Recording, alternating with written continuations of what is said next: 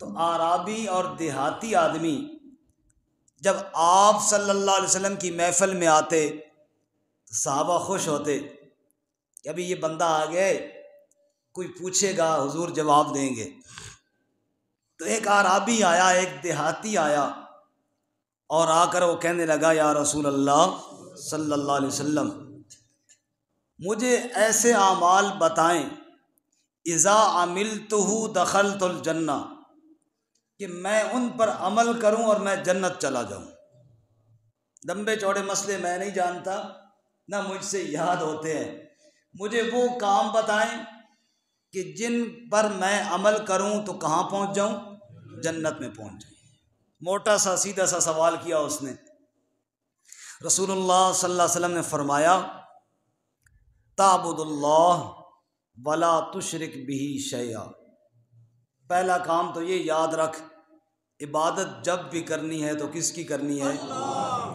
اور اس کی عبادت میں کسی کو شریک، یہ تو بنیاد ہے، یہ تو ایرا ہے۔ ایرا اگر کمزور ہو گیا تو عمارت تو اوپر کھڑی ہو ہی نہیں سکتی۔ جس طرح ہمارے ہاں کہتے ہیں ایرے میں پانی چلا گیا تو خطرہ ہے کہ عمارت گر نہ جائے۔ اگر عقیدہ توحید میں شرک والا پانی داخل ہو گیا سمجھو عمارت گر جائے گی، کچھ بھی نہیں بچے گا، سارے اعمال ضائع ہو جائیں گے۔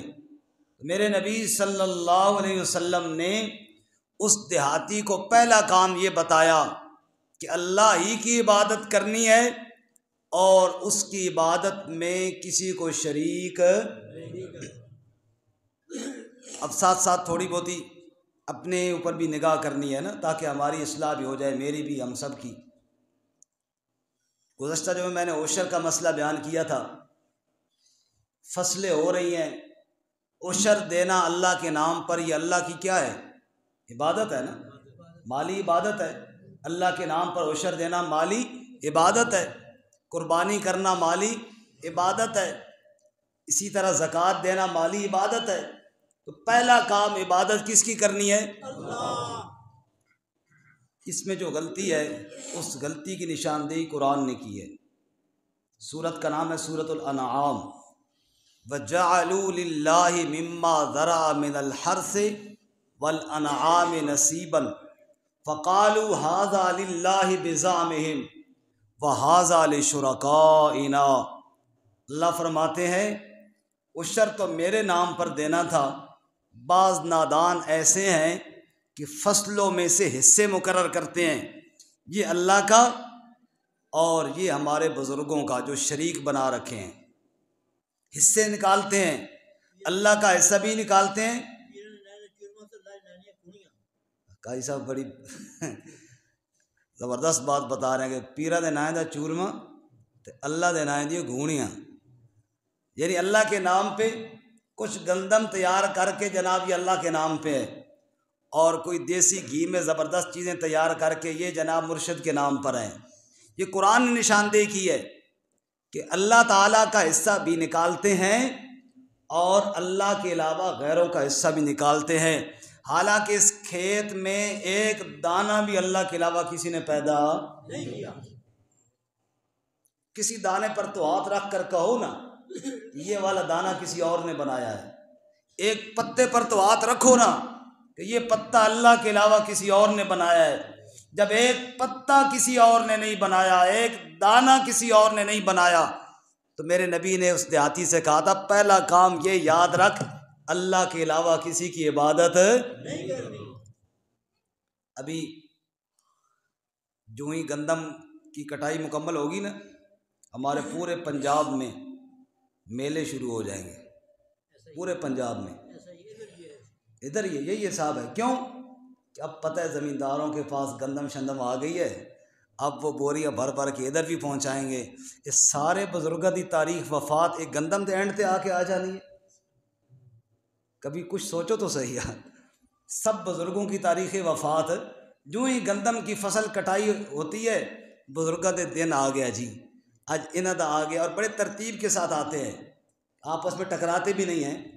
آج ان کا آ گیا، کل ان کا آئے گا، پرسوں ان کا آئے گا، اور میرا زمیندار بیچارہ وہ گندم کی بوری دیہاتوں میں گدی کے اوپر لاد کر جا رہا ہوتا ہے اور جیب کے اندر پیسے بھی لے کر جا رہا ہوتا ہے، وہاں نذرانہ کے طور پہ گندم کی بوری بھی دیتا ہے، جیب میں جو پیسے ہوتے ہیں وہ بھی دیتا ہے، اور پھر وہ بھی باہر قوالی پر آ کر بیٹھ جاتا ہے، قوالی پڑھ رہا ہوتا ہے، وہ بھی جھوم رہا ہوتا ہے اور قوال کہہ رہا ہوتا ہے خواجہ نہ دے گا تو پھر کون دے گا، ہمیں جو ملا ہے یہیں سے ملا ہے، نعوذ باللہ من ذالک۔ دینے والی ذات کس کی ہے؟ اللہ۔ تو یہ جو اوپر کہہ رہا ہے کہ ہمیں جو ملا یہیں سے ملا ہے، یہ سچ کہہ رہا ہے؟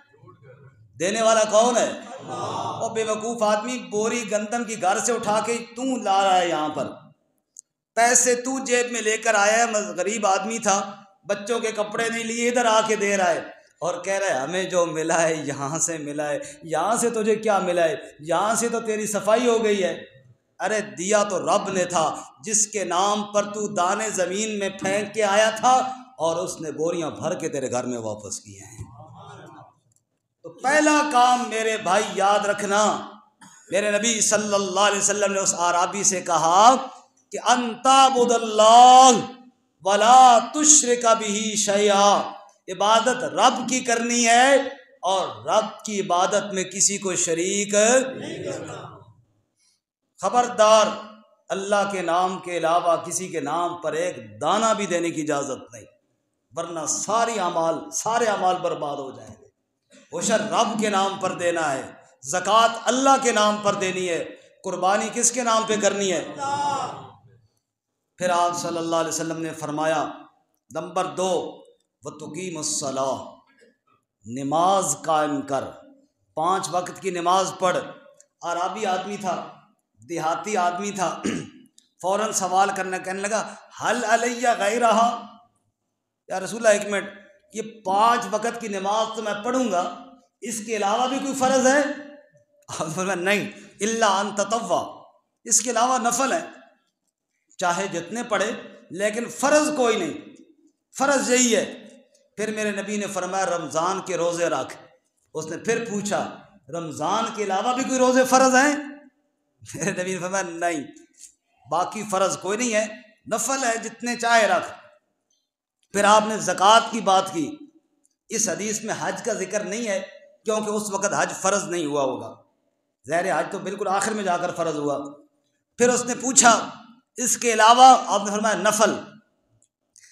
حضرت ابو ہریرہ فرماتے ہیں اس نے یہ چند باتیں سنی اور پیٹھ دے کر پھر گیا، اور پھرتے ہوئے کہنے لگا واللہ لا ازید علی ھذا ولا انقص، اللہ کی قسم جس طرح میرے نبی نے بتایا ہے اسی طرح عمل کروں گا، ایک ذرہ بھر بھی اضافہ نہیں کروں گا، ذرہ بھر بھی کمی نہیں کروں گا، جو حضور نے کہا ہے عمل کر کے دکھاؤں گا۔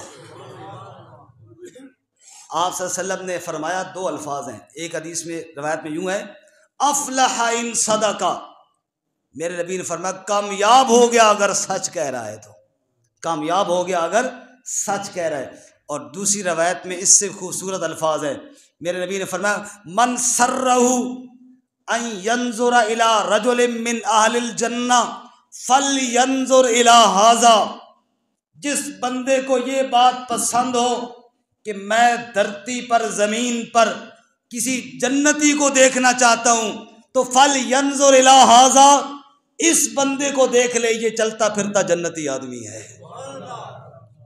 گویا کہ میرے نبی صلی اللہ علیہ وسلم نے بتایا ذوق پورے کرنے کا نام دین نہیں، اللہ اور اس کے رسول کی تعلیمات پر عمل کرنے کا نام دین ہے، ذوق پورے کرنے کا نام دین نہیں۔ اس پہ میں چھوٹی سی بات یہ عرض کروں، نماز کا حکم میرے نبی صلی اللہ علیہ وسلم نے 5 وقت کی نماز فرض ہے۔ کتنے لوگ ہیں جو 5 وقت کی نماز جماعت کے ساتھ اہتمام کے ساتھ پڑھتے ہیں، لیکن میں نے یہاں اپنے محلے کی بات کروں، اگر وہ نوجوان یہاں بیٹھے ہوں تو خفا نہیں ہونا، نام نہیں لے رہا ہوں، صرف سمجھانے کے لیے عرض کر رہا ہوں۔ رمضان المبارک میں میں نے دیکھا موٹر سائیکل اسٹارٹ کر کے ہمارے محلے کے کچھ نوجوانوں کی پوری کھیپ کھڑی ہوئی ہے، صحیح جناب ڈھرن ڈھرن ہو رہی ہے۔ کہاں جا رہے ہو؟ فیصل مسجد نفل پڑھنے واسطے جا رہے ہیں۔ کتنے جا رہے ہیں جی؟ جماعت ابھی ہوئی ہے، فرض پڑھے ہیں جی، رہ گئے اتھے ہی پڑھ لے سا انشاءاللہ۔ فرض نماز کوئی نہیں پڑھے، نفل پڑھنے فیصل مسجد جا رہے ہیں، معلوم ہوا یہ ایک ذوق ہے، یہ ایک ذوق ہے، دوستوں کے ساتھ جائیں گے، چلو ذرا 4 نفل بھی پڑھیں گے اور 10 گپے بھی لگائیں گے، پھر ٹور کے آ جائیں گے۔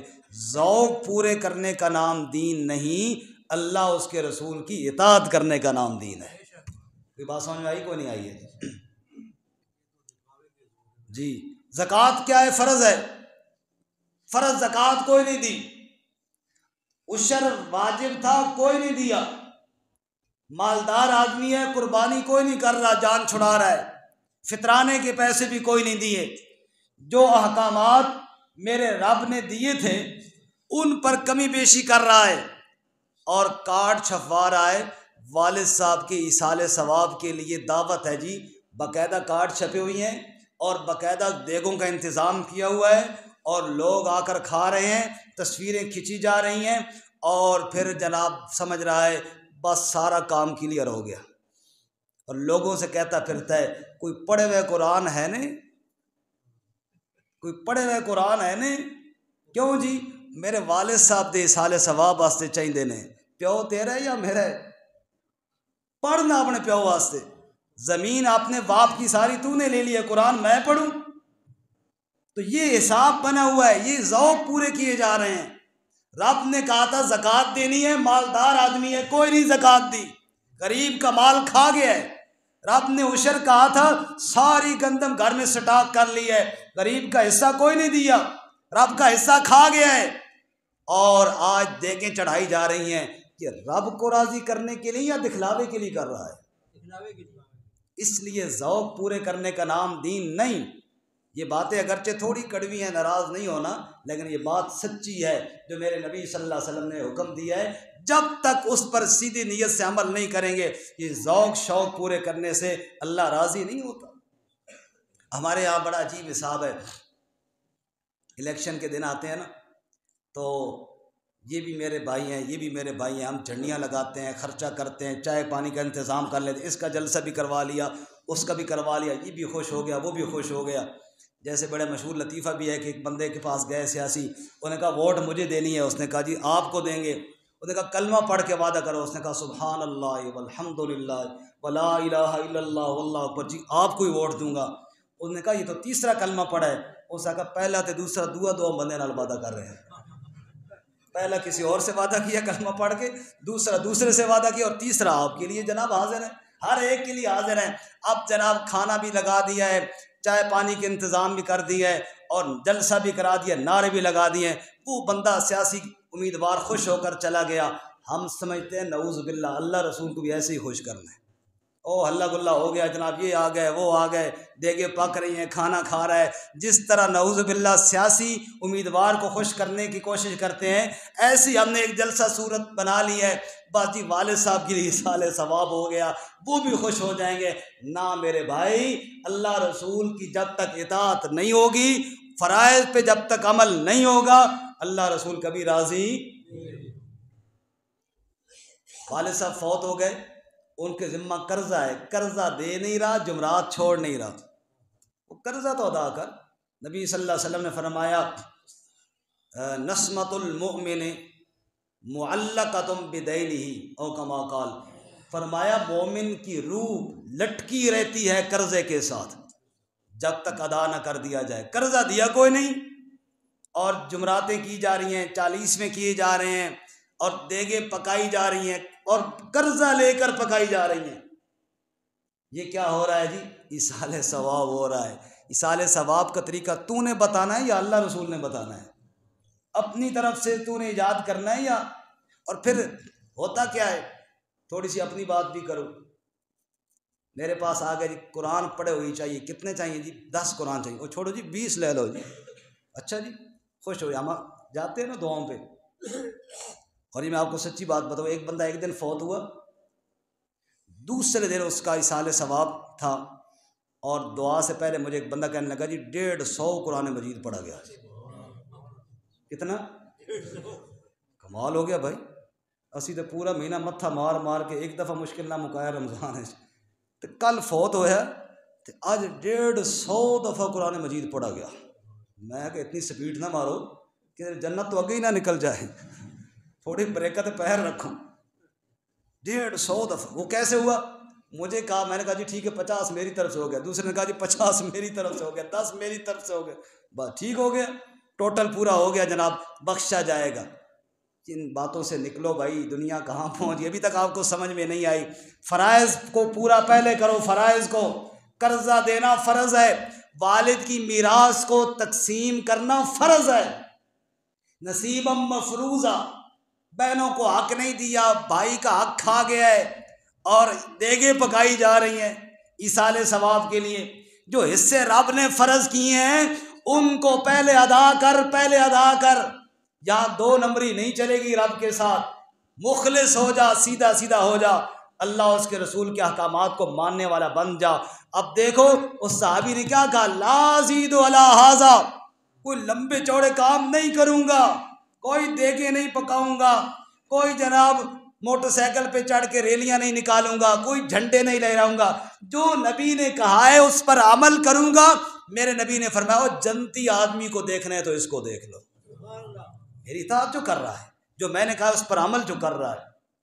اس لیے ابھی دیکھو حج کا موسم آ رہا ہے، ایک آدمی مالدار ہے، اللہ نے اس پر حج فرض کیا ہے، وَلِلَّهِ عَلَى النَّاسِ حِجُّ الْبَيْتِ مَنِ اسْتَطَاعَ إِلَيْهِ سَبِيلًا، جس کے پاس استطاعت ہے اس پر حج فرض ہے۔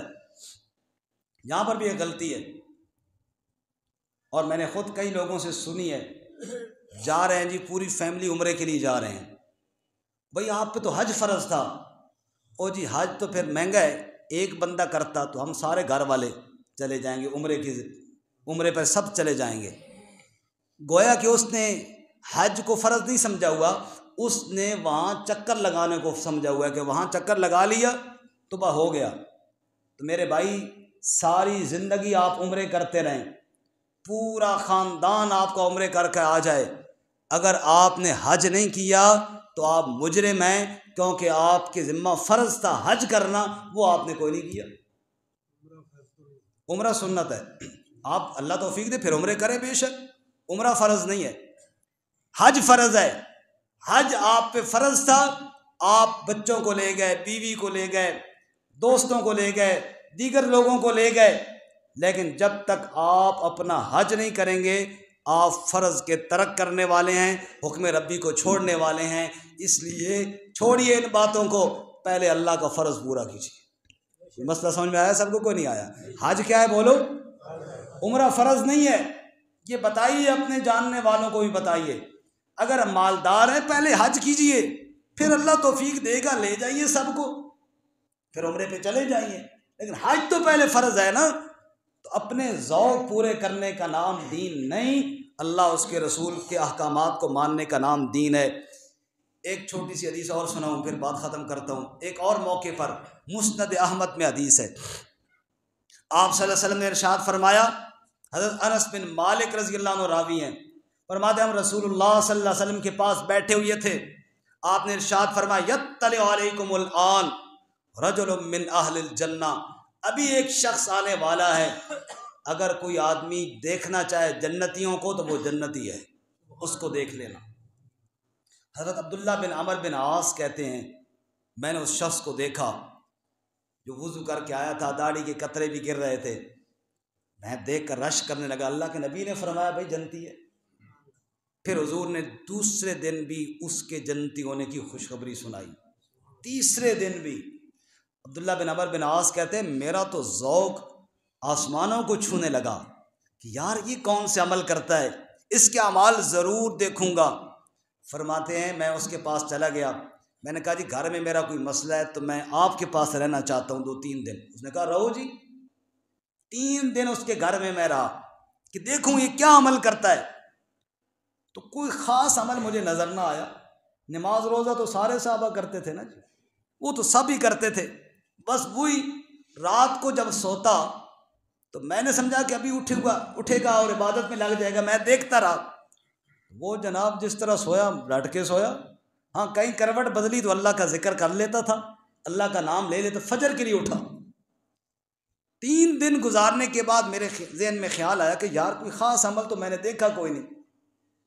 میں نے اس سے کہا یار میرے گھر میں اور کوئی جھگڑا مگڑا نہیں تھا، کوئی مسئلہ نہیں تھا، میں اس لیے آیا تھا کہ نبی صلی اللہ علیہ وسلم نے 3 دن تیرے جنتی ہونے کی بشارت سنائی ہے، میں آیا تھا کہ تیرے اعمال دیکھوں، تو تجھے دیکھ لیا میں نے 3 دن، کوئی خاص عمل تو نظر نہیں آیا، تو یار بتا تیرا عمل کون سا ہے، میں تو نہ دیکھ سکا۔